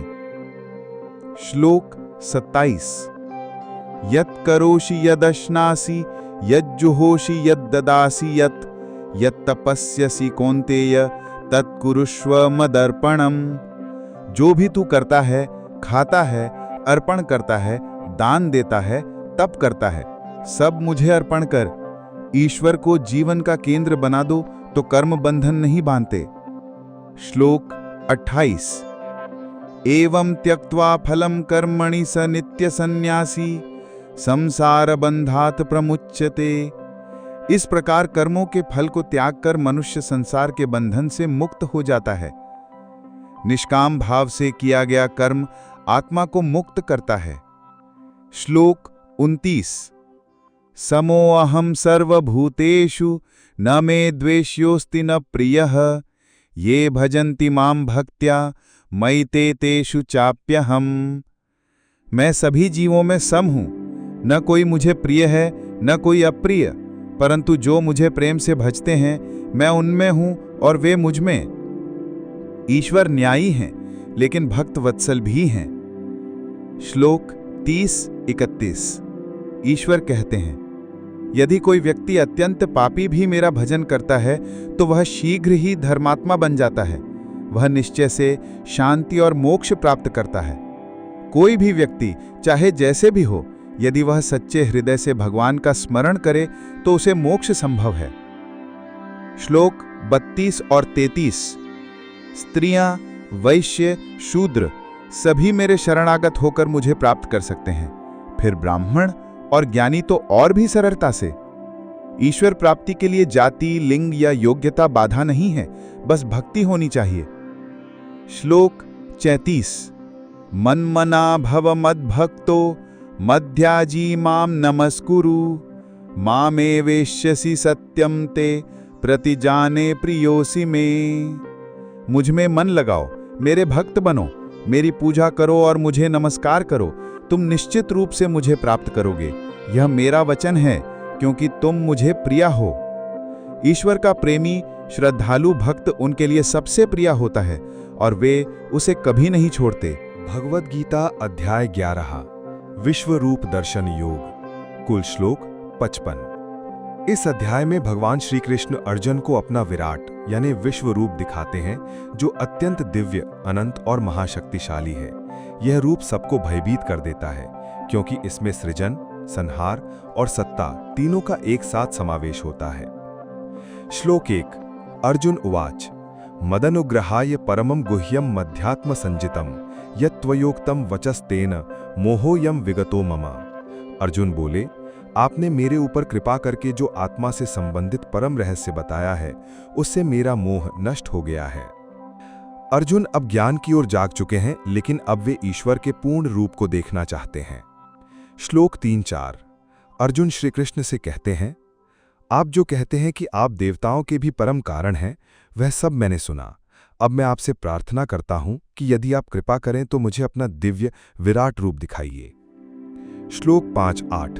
श्री भगवान उवाच, हे अर्जुन, देखो मेरा वह रूप जिसमें असंख्य रूप हैं, देवता, ऋषि, जीव, काल, सब कुछ इसमें समाहित है। लेकिन तुम इसे अपनी इन आंखों से नहीं देख सकते, अतः मैं तुम्हें दिव्य नेत्र देता हूं। भगवान का विराट रूप सामान्य आंखों से देखा नहीं जा सकता, केवल ईश्वरीय कृपा से ही वह दृष्टि संभव है। श्लोक 9-14। संजय का वर्णन। संजय कहते हैं, हे धृतराष्ट्र, उस समय भगवान ने अर्जुन को अपनी विराट मूर्ति दिखाई जिसमें अनगिनत मुख, नेत्र, रूप, आभा और अस्त्र शस्त्र थे। यह रूप इतना तेजस्वी था कि हजारों सूर्यों के एक साथ उदय होने पर जितना प्रकाश हो उतना प्रकाश उस रूप में था। श्लोक 15-31। अर्जुन द्वारा देखा गया रूप और प्रतिक्रिया। अर्जुन कहता है, मैं आपको ब्रह्मा, शिव, विष्णु, अग्नि, वायु सबके रूप में देख रहा हूं। आपके अनगिनत नेत्र, भुजाएं, मुख और उदर हैं। आपका रूप सब दिशाओं में फैला है, मैं कुछ नहीं देख पा रहा हूं। मैं आपको सब देवताओं को निगलते हुए देख रहा हूं। आपके मुख अग्नि के समान जलते हुए हैं। आपके तेज से संपूर्ण ब्रह्मांड दग्ध हो रहा है। भगवान का यह रूप केवल सौंदर्य नहीं, बल्कि संहार की महाशक्ति भी है। श्लोक 32। महत्वपूर्ण श्लोक। श्री भगवान उवाच, कालोवस्मि लोकक्षयकृत प्रवृद्धो लोकान् समाहर्तुमिह प्रवृत्तः ऋते अपि त्वां न भविष्यन्ति सर्वे ये अवस्थिता प्रत्यनिकेषु योधाः। मैं काल हूं, संसार का संहारक। युद्ध में जो योद्धा हैं वे मेरे द्वारा पहले ही मारे जा चुके हैं, तुम केवल निमित्त मात्र बनो। भगवान स्वयं काल रूप में कार्य करते हैं, मनुष्य केवल निमित्त होता है। श्लोक 33-35। भगवान कहते हैं, हे अर्जुन, तुम केवल निमित्त बनो और वीरतापूर्वक युद्ध करो, क्योंकि विजयी तो तुम पहले से ही हो। श्लोक 36-46। अर्जुन की स्तुति और भय। अर्जुन भगवान की स्तुति करता है, आप ही आदिदेव, अजन्मा और अनंत हैं। वह कहता है कि मैंने आपको मित्र समझकर जो कहा, उसमें यदि कोई अपराध हुआ हो तो मुझे क्षमा करें। मैं आपके विराट रूप को देखकर बहुत भयभीत हूं, कृपा करके फिर से वही सौम्य चतुर्भुज रूप दिखाइए। श्लोक 47-50। भगवान कहते हैं, हे अर्जुन, यह मेरा रूप अत्यंत दुर्लभ है। ना वेदों से, ना तप से, ना दान से इसे कोई देख सकता है, परंतु तुम्हारे प्रेम से मैं इसे प्रकट कर रहा हूं।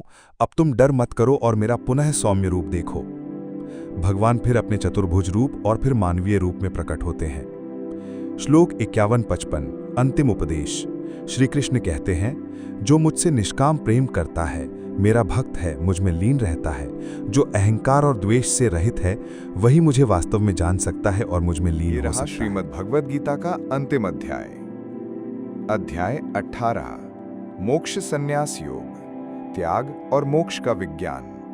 कुल श्लोक 78। इस अध्याय में श्री कृष्ण ने अर्जुन को त्याग यानी रिनंसिएशन और संन्यास यानी रिनंसिएशन ऑफ फ्रूट्स के वास्तविक अर्थ को समझाया।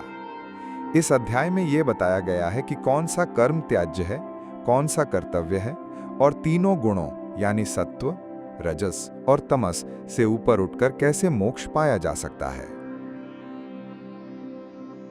श्लोक 1। अर्जुन उवाच, संन्यासस्य महाबाहो तत्त्वमिच्छामि वेदितुं त्यागस्य च हृषीकेश पृथक् केशि निषूदना। अर्जुन ने कहा, हे केशव, मैं त्याग और संन्यास के तत्व को भली भांति समझना चाहता हूं। कृपया इनके बीच का अंतर स्पष्ट करें। श्लोक 2। श्री भगवान उवाच, काम्यानां कर्मणां न्यासं संन्यासं कवयो विदुः सर्वकर्म फलत्यागं प्राहुस्त्यागं विचक्षणाः। भगवान श्री कृष्ण बोले, कामना से किए गए कर्मों का त्याग ही संन्यास है और समस्त कर्मों के फल के परित्याग को त्याग कहते हैं। त्याग के 3 प्रकार। श्लोक 4 से 12। सात्विक त्याग, कर्तव्य कर्म करते हुए फल की आसक्ति छोड़कर करना। राजसिक त्याग, कष्ट के डर से या कठिनाई के कारण कर्म छोड़ना। तामसिक त्याग, अज्ञानवश बिना विचार किए हुए कर्म त्याग देना। कर्म के 5 कारण, श्लोक 13 से 17। अधिष्ठान यानी शरीर, कर्ता, करणम यानी इंद्रियां, विविध चेष्टाएं, दैव यानी ईश्वर की कृपा। भावार्थ, केवल कर्ता ही सब कुछ नहीं करता, इन 5 कारणों का मिलन ही कर्म का कारण बनता है। कर्ता के 3 गुण, श्लोक 26 से 28। गुण, लक्षण: सात्विक, आसक्ति और अहंकार रहित, निश्चयी, धैर्यवान। राजसिक, फल की इच्छा से युक्त, लोभी, दुख से घबराने वाला। तामसिक, अज्ञानी, चंचल, असत्य और अशांत। बुद्धि और धृति के 3 प्रकार, श्लोक 29 से 30। सात्विक बुद्धि, क्या करना है क्या नहीं ये जानने वाली।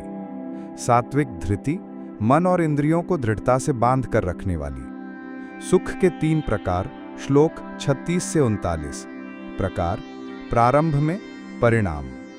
सात्विक सुख कठिन लगता है, अंत में अमृत समान। राजसिक सुख प्रारंभ में आनंदमय, अंत में विष के समान। तामसिक सुख मोह, निद्रा और आलस से उत्पन्न। तीनों गुणों का प्रभाव, श्लोक 40 से 48। प्रत्येक व्यक्ति इन 3 गुणों के अधीन है। जाति, कर्म, स्वभाव सबका निर्धारण गुणों के अनुसार होता है। स्वधर्म का पालन ही श्रेष्ठ है, श्लोक 47 से 48। श्लोक 47।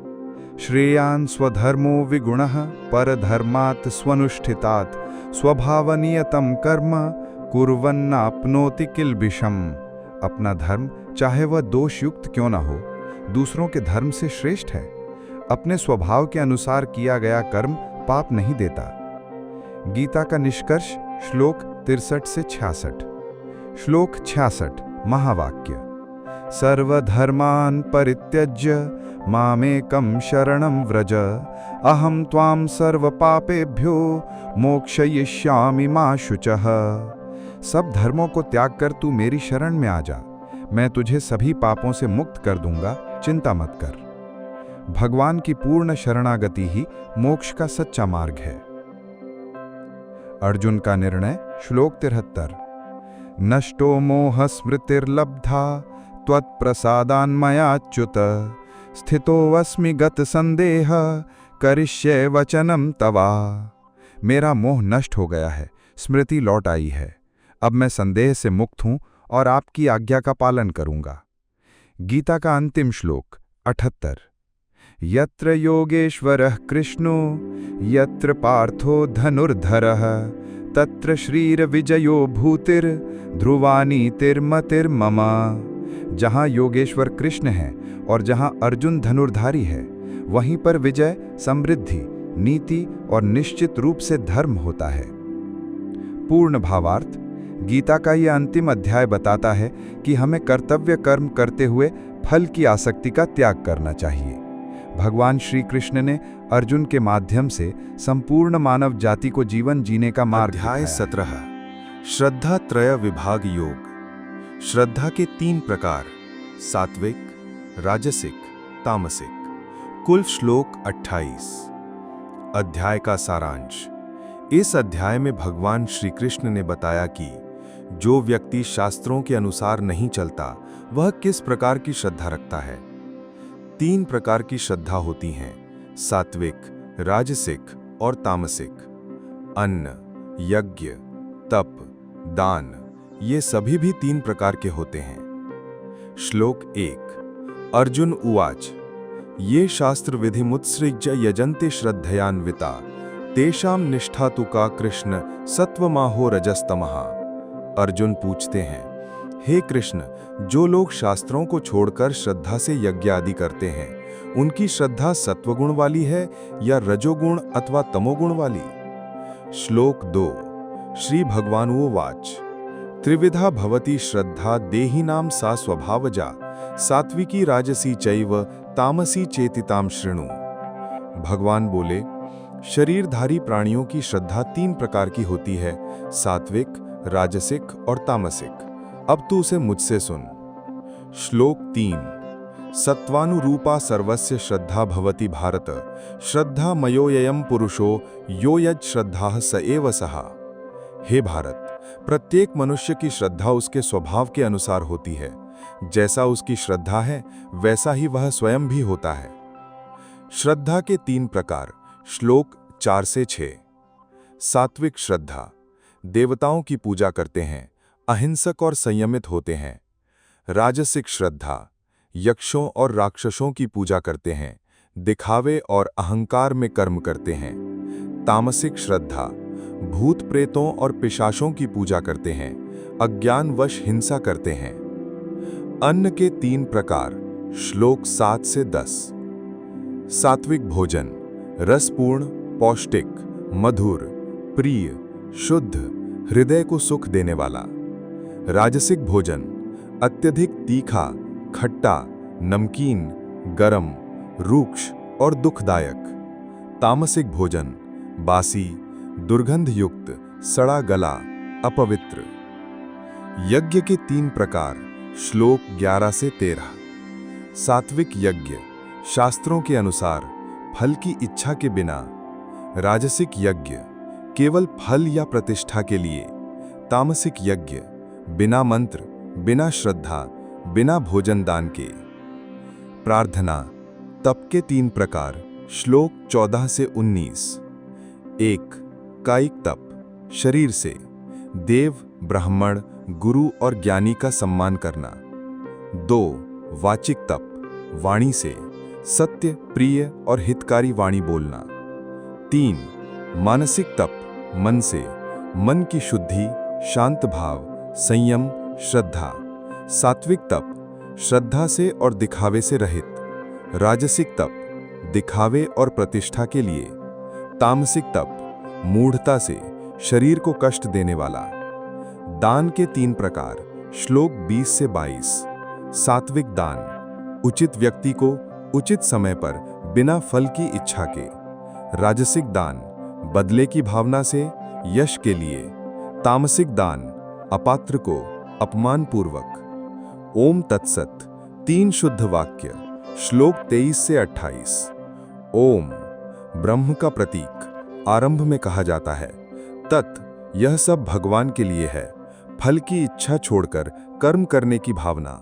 सत, सत्य, शुभ, शुद्ध, ईश्वर की ओर प्रेरित कर्म। भावार्थ सार। श्रद्धा, भोजन, यज्ञ, तप और दान, ये सब 3 गुणों के अनुसार होते हैं। यदि हम सात्विक श्रद्धा रखते हैं तो हमारा जीवन शुद्ध, शांत और मोक्षदायक बनता है।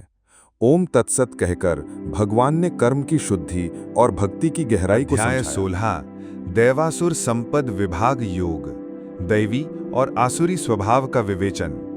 कुल श्लोक 24।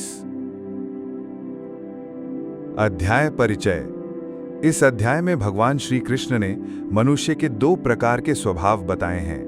दैवी संपदा यानी ईश्वरीय गुण, मोक्षदायक, और आसुरी संपदा माने दैत्य स्वभाव, बंधनदायक। दैवी गुणों को अपनाने से मोक्ष की प्राप्ति होती है, जबकि आसुरी गुण मनुष्य को पतन की ओर ले जाते हैं। श्लोक 1 से 3। श्री भगवान उवाच। अभयम सत्व संशुद्धिल ज्ञान योग व्यवस्थितिः दानम दमश्च यज्ञश्च स्वाध्यायस्तप आर्जवम् अहिंसा सत्यम अक्रोधस् त्यागः शान्तिरपैशुनम् दया भूतेष्वलोलुप्त्वं मार्दवं ह्रीरचापलम् तेजः क्षमा धृतिः शौचम् अद्रोहो नातिमानिता भवन्ति संपदं दैवीम् अभिजातस्य भारत। हे भारत अर्थात अर्जुन, जो व्यक्ति निर्भयता, आत्मशुद्धि, ज्ञान में दृढ़ता, दान, इंद्रिय निग्रह, यज्ञ, स्वाध्याय, तप, सरलता, अहिंसा, सत्य, क्रोध का त्याग, शांति, दूसरों की निंदा न करना, दया, लोभ का अभाव, नम्रता, शर्म, चपलता का त्याग, तेज, क्षमा, धैर्य, शुद्धता, द्वेष रहितता और घमंड का त्याग करता है, वह दैवी संपदा वाला होता है। ये सभी दैवी गुण हैं जो मोक्ष की ओर ले जाते हैं। इन्हें साधक को जीवन में अपनाना चाहिए। श्लोक 4। दंभो दर्पोभिमानश्च क्रोधः पारुष्यमेव च अज्ञानं चाभिजातस्य पार्थ संपदाम आसुरीम। हे पार्थ, दिखावा, घमंड, अभिमान, क्रोध, कठोरता और अज्ञान, ये सब आसुरी संपत्ति वाले व्यक्ति के लक्षण हैं। श्लोक 5। दैवी संपद विमोक्षाय निबंधाय आसुरीमता मा शुच संपदम दैवीम अभिजातो असि पांडव। दैवी संपत्ति मुक्ति का मार्ग है और आसुरी बंधन का। हे पांडव, तुम दैवी संपत्ति को धारण करने वाले हो, इसलिए चिंता मत करो। श्लोक 6 से 9। असुरों का स्वभाव वर्णन। वे सत्य को नहीं मानते, उन्हें धर्म का ज्ञान नहीं होता। वे मानते हैं कि संसार बिना उद्देश्य के है। उनकी प्रवृत्ति अधर्म, क्रूरता और विषय भोग में रहती है। श्लोक 10 से 12। असुर जन हमेशा इच्छाओं में डूबे रहते हैं, झूठ बोलते हैं, धोखा देते हैं, भोग और मोह में फंसे रहते हैं। श्लोक 13 से 15। वह अहंकार में कहते हैं, मैंने ये किया, मैं ये करूंगा, मैं ही राजा हूं, मुझसे बढ़कर कोई नहीं। श्लोक 16 से 17। अभिमान, अहंकार, मोह में फंसे हुए वे लोग अंततः नरक को प्राप्त होते हैं। श्लोक 18 से 20। ईश्वर को तुच्छ समझने वाले अहंकारी, क्रूर और द्वेषी लोग बार बार नीच योनियों में जन्म लेते हैं। श्लोक 21। त्रिविधम नरकस्येदं द्वारम नाशनम आत्मनः कामः क्रोधस्तथा लोभः तस्मादेतत्त्रयं त्यजेत। काम, क्रोध और लोभ, ये 3 नरक के द्वार हैं। इनका त्याग करना चाहिए। इन्हें त्याग कर ही आत्मा की उन्नति संभव है। श्लोक 22। एतैर्विमुक्तः कौन्तेय तमोद्वारैस्त्रिभिर्नरः आचरत्यात्मनः श्रेयः ततो याति पराम गतिम। जो मनुष्य इन 3 नरक द्वारों से मुक्त होकर आत्मा के कल्याण के मार्ग पर चलता है, वह परम गति को प्राप्त करता है। श्लोक 23 से 24। जो मनुष्य शास्त्रों की उपेक्षा करके मनमानी करता है, उसे सिद्धि नहीं मिलती। शास्त्र ही यह बताता है कि क्या करना चाहिए और क्या नहीं। 15। पुरुषोत्तम योग, परम पुरुष की उपासना का योग। कुल श्लोक 20। इस अध्याय में भगवान श्री कृष्ण ने संसार रूपी वृक्ष का वर्णन करके बताया है कि किस प्रकार जीवात्मा माया के बंधन में फंसकर संसार चक्र में घूमता रहता है। साथ ही भगवान ने ये भी बताया है कि पुरुषोत्तम अर्थात स्वयं भगवान को जानकर ही इस संसार से मुक्ति मिलती है। श्लोक 1। श्री भगवान उवाच ऊर्ध्वमूलम अधशाखम अश्वत्थम प्राहुरव्ययम छंदांसी यस्य पर्णानि यस्तम वेद स वेदवित्। भगवान बोले, जो ऊपर को मूल वाला और नीचे को शाखाओं वाला अश्वत्थ पीपल वृक्ष है, उसे अविनाशी कहते हैं। इसके पत्ते वेद मंत्र हैं। जो इस वृक्ष को जानता है, वही वेद का ज्ञाता है। ये संसार अश्वत्थ वृक्ष के समान है। उल्टा वृक्ष, इसका मूल ब्रह्म में है। जो इसकी वास्तविकता को जान ले, वो ज्ञानी है। श्लोक 2।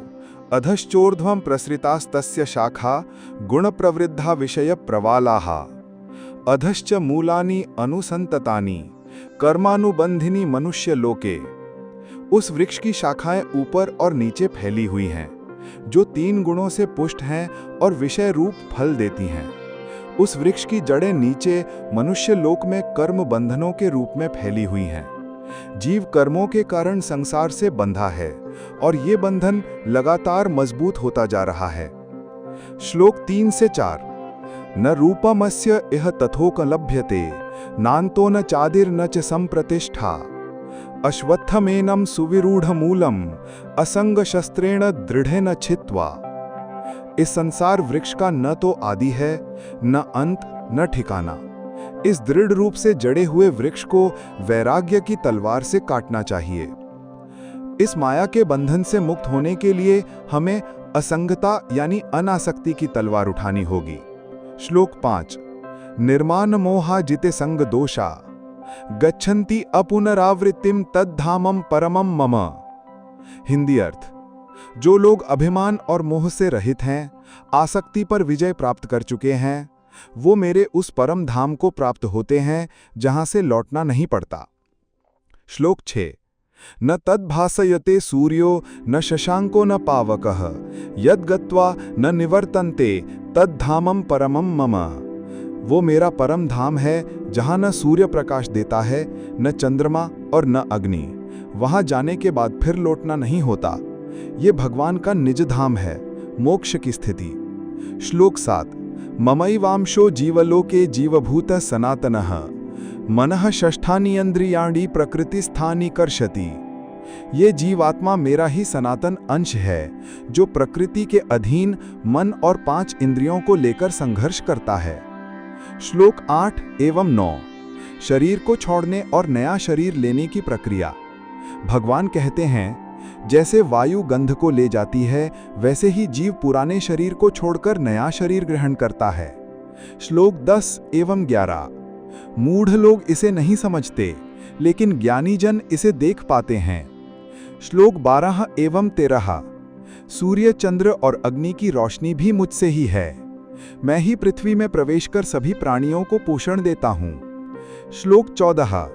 अहम वैश्वानरो भूत्वा प्राणिनां देहमाश्रितः प्राणापान समायुक्तः पचाम्यन्नम चतुर्विधम। मैं ही सभी प्राणियों के शरीर में अग्नि बनकर भोजन को पचाता हूँ। श्लोक 15। सर्वस्य च अहम हृदय सन्निविष्टो वेदैश्च सर्वैरहमेव वेद्यः। मैं ही सबके हृदय में स्थित हूँ। स्मृति, ज्ञान और विस्मरण मुझसे ही होता है। वेदों द्वारा मैं ही जानने योग्य हूँ। श्लोक 16 एवं 17। द्वौ इमौ पुरुषौ लोके क्षर और अक्षर, परंतु जो इन दोनों से परे है वही पुरुषोत्तम है। श्लोक 18। यस्मात् क्षरमतीतो हम अक्षरादपि चोत्तमः अतोस्मि लोके वेदे च प्रथितो पुरुषोत्तमः। क्योंकि मैं नश्वर, क्षर और अविनाशी दोनों से श्रेष्ठ हूँ, इसीलिए मुझे पुरुषोत्तम कहा गया है। श्लोक 19। जो मुझे पुरुषोत्तम के रूप में जानता है वो सब कुछ जानने वाला है और मेरी भक्ति करता है। श्लोक 20। इति गुह्यतमं शास्त्रम इदमुक्तम मया नघ एतद् बुद्ध्वा बुद्धिमान स्यात् कृतकृत्यश्च भारत। हे भारत, मैंने ये अत्यंत गुप्त ज्ञान तुम्हें बताया। जो इसे समझता है वो बुद्धिमान होता है और उसका जीवन सफल हो जाता है। 14। गुणत्रय विभाग योग, 3 गुणों का विवेचन। कुल श्लोक 27। इस अध्याय में श्री कृष्ण प्रकृति के 3 गुणों सत्व, रज और तम का विस्तार से वर्णन करते हैं। ये तीनों गुण आत्मा को शरीर के बंधन में डालते हैं। जो इन गुणों को जान लेता है वो गुणातीत कहलाता है और मोक्ष को प्राप्त करता है। श्लोक 1। श्री भगवान उवाच परम भूयः प्रवक्ष्यामि ज्ञानानां ज्ञानमुत्तमम् यद् ज्ञात्वा मुनयः सर्वे पराम सिद्धिमितो गताः। भगवान बोले, मैं अब फिर से परम ज्ञान बताने जा रहा हूं, जिसे जानकर मुनिगण इस संसार से ऊपर उठकर परम सिद्धि को प्राप्त हुए। श्लोक 2। इदं ज्ञानमुपाश्रित्य मम साधर्म्यमागताः सर्गेऽपि नोपजायन्ते प्रलये न व्यथन्ति च। इस ज्ञान का आश्रय लेकर ज्ञानी मेरी तरह हो जाते हैं। वे न सृष्टि में जन्म लेते हैं और न प्रलय में विचलित होते हैं। श्लोक 3। मम यो निर्महद् ब्रह्म तस्मिन् गर्भं दधाम्यहम् संभवः सर्वभूतानां ततो भवति भारत। हे भारत अर्थात अर्जुन, मेरी प्रकृति यानी महद ब्रह्म मेरी योनि है। मैं उसमें गर्भ डालता हूं और उससे सारे प्राणी उत्पन्न होते हैं। श्लोक 4। सर्वयोनिषु कौन्तेय मूर्तयः संभवन्ति या तासाम ब्रह्म महद योनिरहम बीज प्रदह पिता। सभी योनियों में यानी जन्मों में जो भी शरीर धारण करते हैं उनकी जननी प्रकृति है और बीजदाता मैं ईश्वर हूं। 3 गुण सत्व, रज और तम। प्रकृति के ये 3 गुण सभी जीवों को बांधते हैं। गुण विशेषता, सत्व ज्ञान, शांति, पवित्रता। रज इच्छा, कामना, क्रिया। तम अज्ञान, आलस्य, मोह। 1 सत्वगुण। श्लोक 6।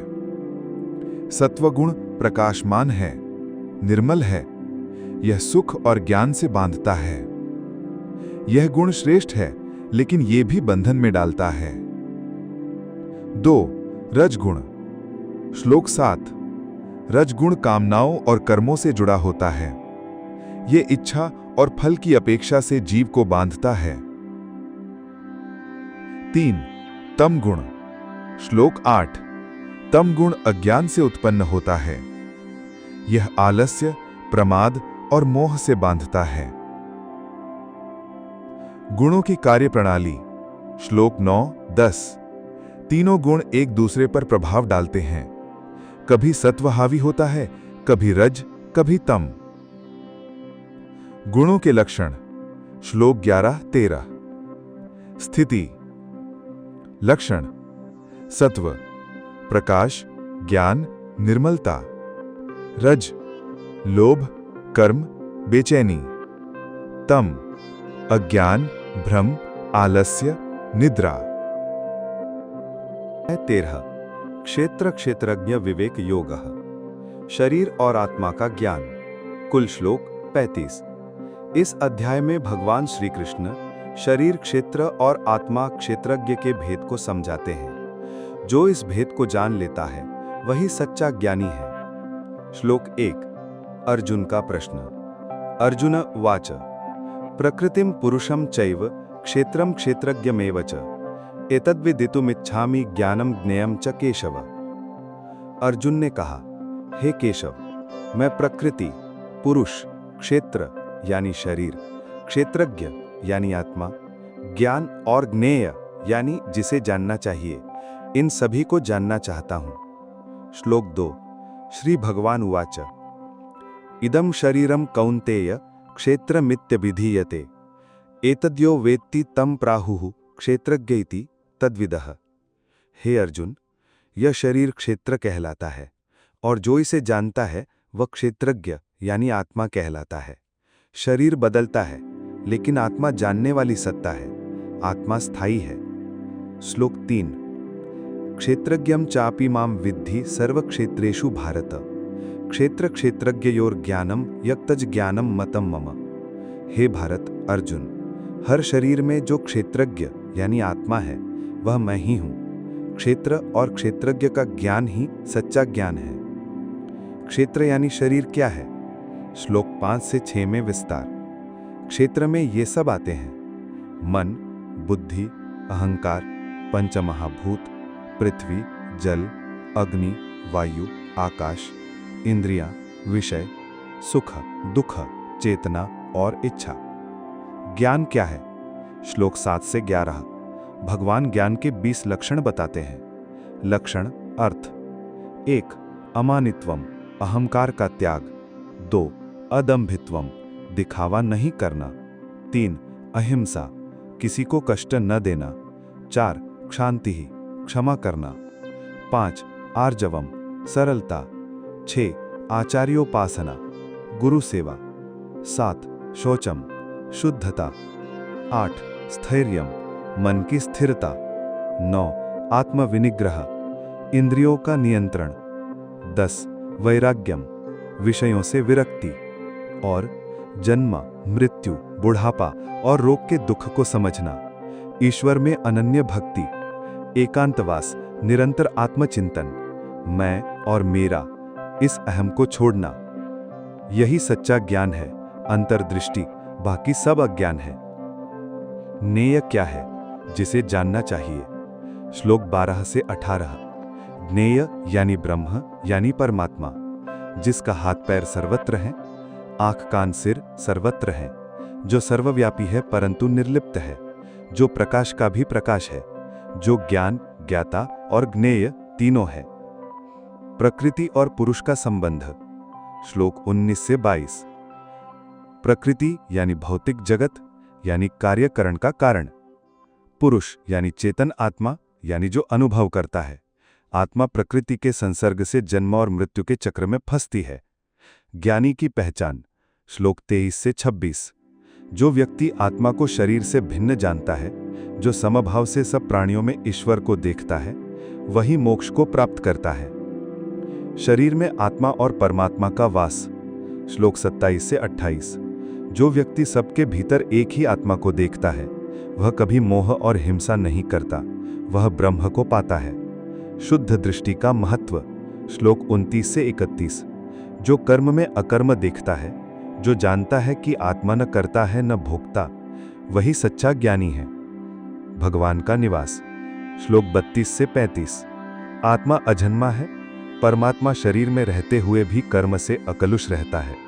जैसे सूर्य समस्त संसार को प्रकाशित करता है, वैसे ही परमात्मा संपूर्ण शरीर को चेतना देता है। ये थी श्रीमद् भगवद गीता, श्री कृष्ण की वाणी, जो न केवल अर्जुन के लिए थी, बल्कि हम सबके जीवन के हर संघर्ष, हर भ्रम और हर निर्णय के लिए एक दिव्य मार्गदर्शक है। 18 अध्यायों में श्री कृष्ण ने हमें सिखाया कि सच्चा धर्म क्या है, कर्म क्या है, भक्ति क्या है और आत्मा की अमरता क्या है। आज जब आपने गीता का संपूर्ण अध्ययन किया है, तो ये केवल पढ़ना नहीं, ये अपने भीतर श्री कृष्ण को जागृत करना है। अब ये ज्ञान केवल पुस्तकों में नहीं, आपके व्यवहार, आपके निर्णय और आपके जीवन की दिशा में झलकना चाहिए। यही गीता का असली फल है।